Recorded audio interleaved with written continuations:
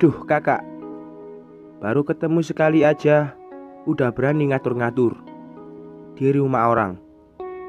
Ia berdecak kesal. Is, pelit banget. Cuma pinjem bentar aja, banyak alasannya. Lagi pula, kalau ia masih dalam hitungan kerja sekarang, aku tidak mau dong menyia-nyiakan uangku begitu saja.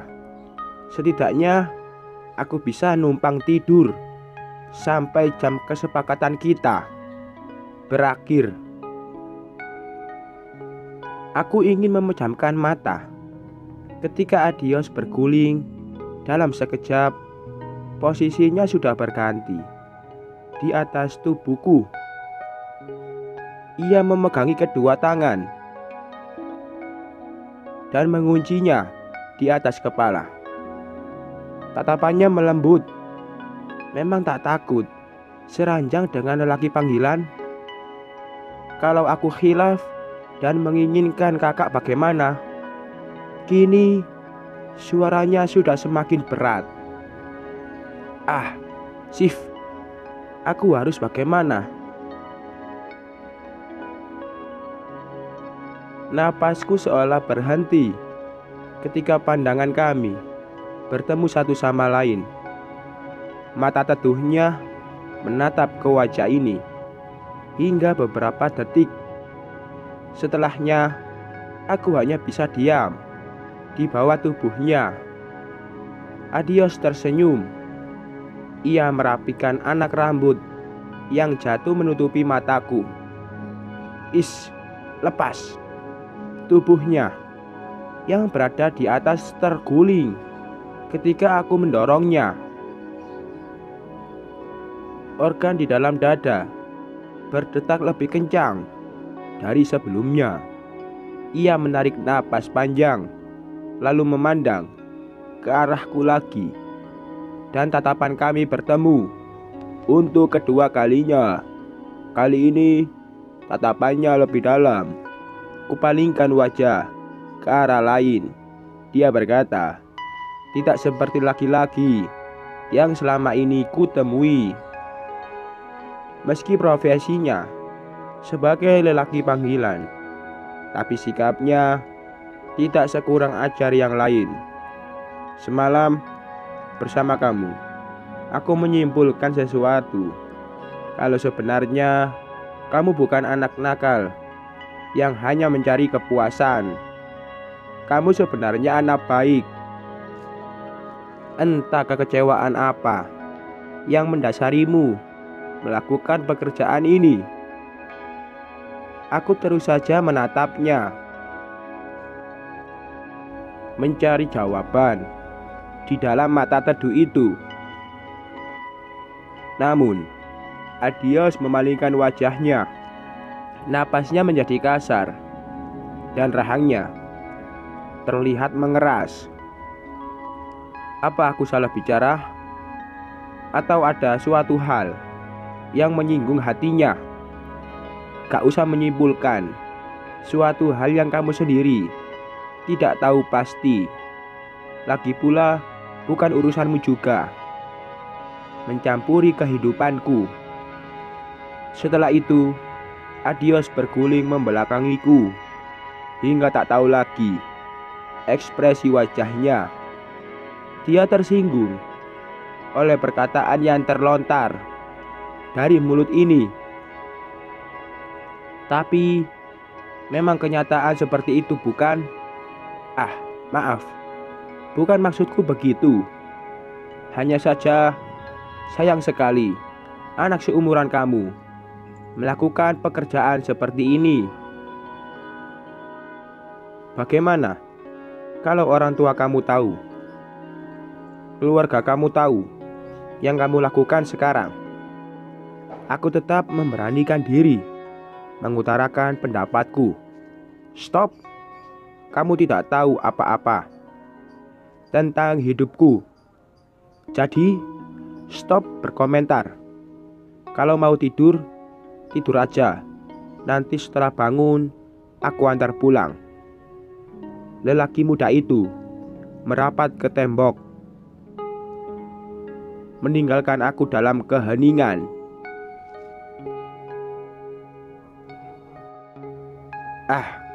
Seharusnya tidak perlu aku mengutarakan itu kepada anak ini. Pasti ada suatu hal yang membuatnya mengeraskan hati seperti sekarang.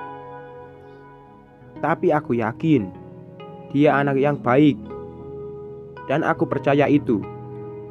Mata ini tidak bisa terpejam memikirkan semua yang terjadi dalam hidupku akhir-akhir ini, tentang cinta yang terkikis oleh pengkhianatan, tentang menyewa lelaki panggilan, dan semua yang membuat sesak di dada. Pagi hari menyapa. Aku melihat Raja Siang sudah mulai menampakkan sinarnya dari timur. Harus kembali ke dunia nyata lagi.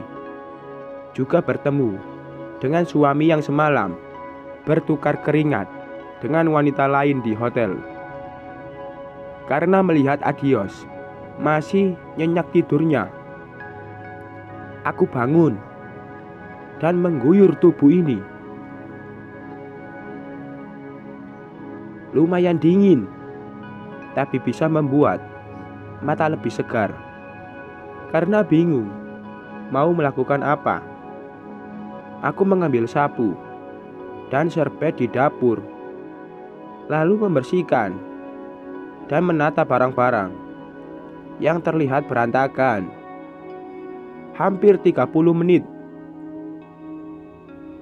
Akhirnya aku selesai membereskan semua. Melihat Adios masih tidur, ku ambil dompet dan turun ke bawah mencari minimarket.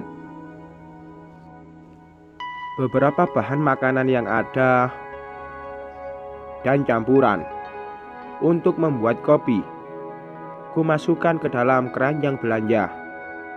Karena ingat, kulkas di dalam apartemen Adios tidak ada isinya.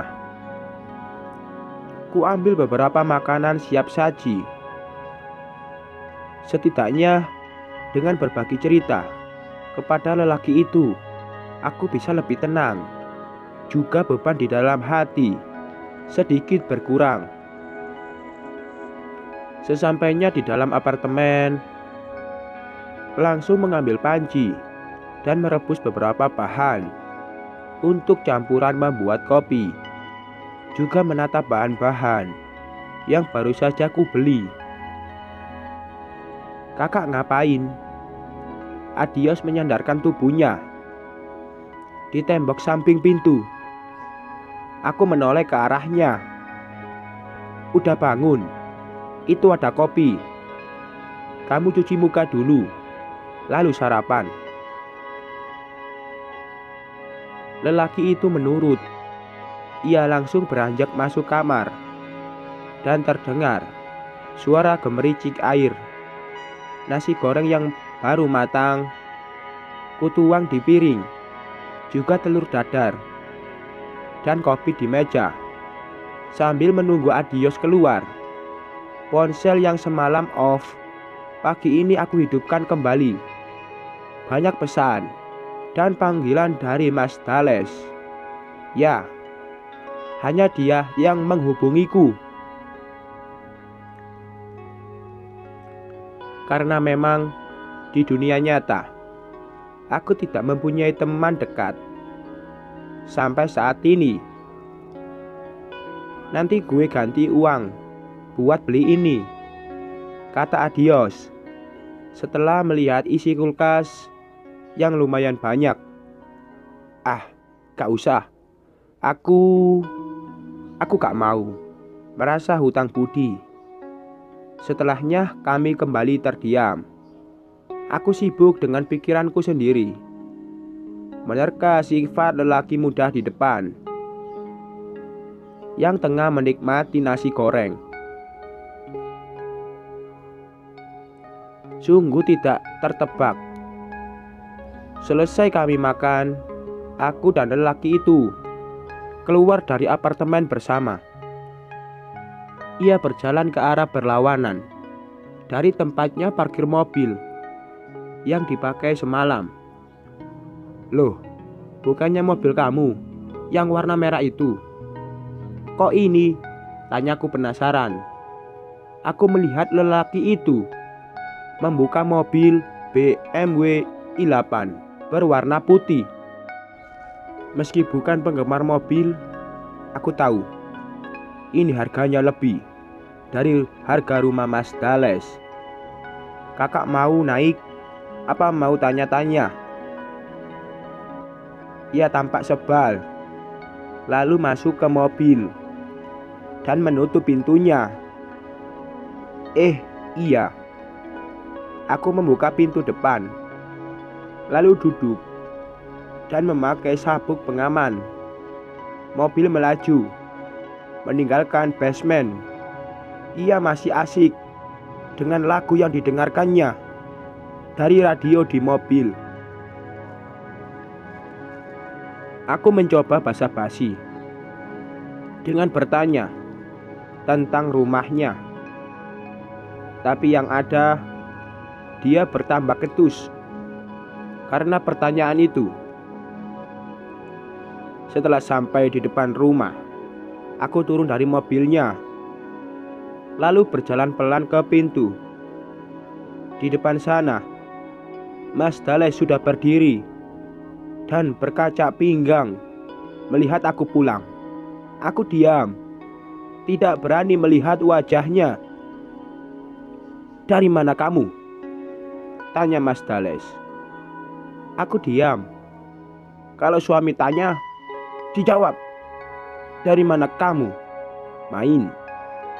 Aku menjawab singkat. "Siapa laki-laki yang mengantar pulang itu? Pacar kamu? Atau selingkuhan?"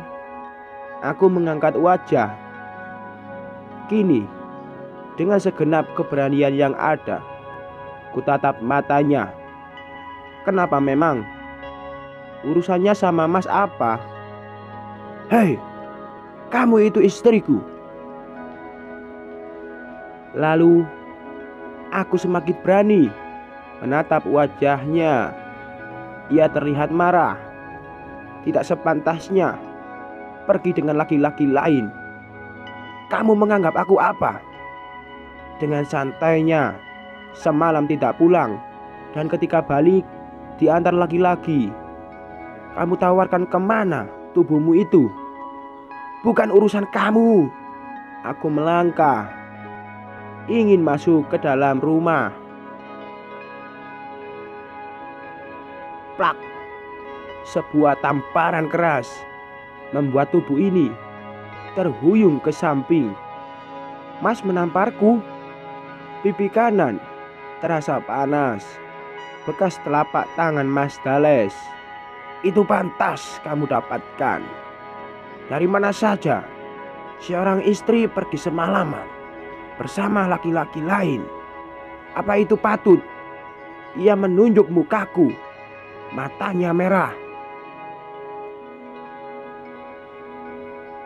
"Memang apa bedanya dengan Mas, seorang suami yang pergi berkali-kali ke hotel dengan wanita lain? Pantaskah? Menurut Mas kelakuan itu? Aku hanya melakukan apa yang kamu contohkan. Salah?" Aku menatap jalan ke arahnya. Sedikit senyum sinis kusunggingkan. "Kamu? Apa? Mas kira selama ini aku diam karena tidak tahu? Haha. Aku bukan wanita bodoh yang terus saja bisa menutup mata ketika melihat suamiku tidur dengan wanita lain. Kini air mata tak lagi bisa dibendung.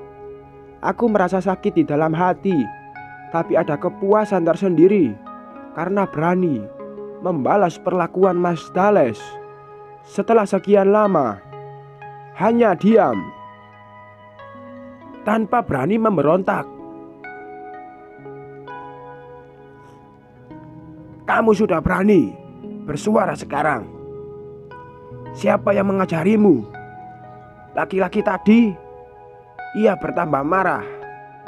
Memang kenapa? Penting buat Mas? Apa aku harus diam ketika keluarga kamu memojokkanku? Hei, sabar ada batasnya. Tidak bisa. Hati yang terus-terusan tersakiti akan tetap utuh. Lama-lama akan berlubang dan juga hancur.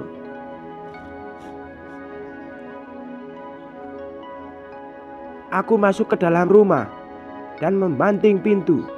Sakit sekali rasanya. Tapi ada setitik rasa lega di dalam hati.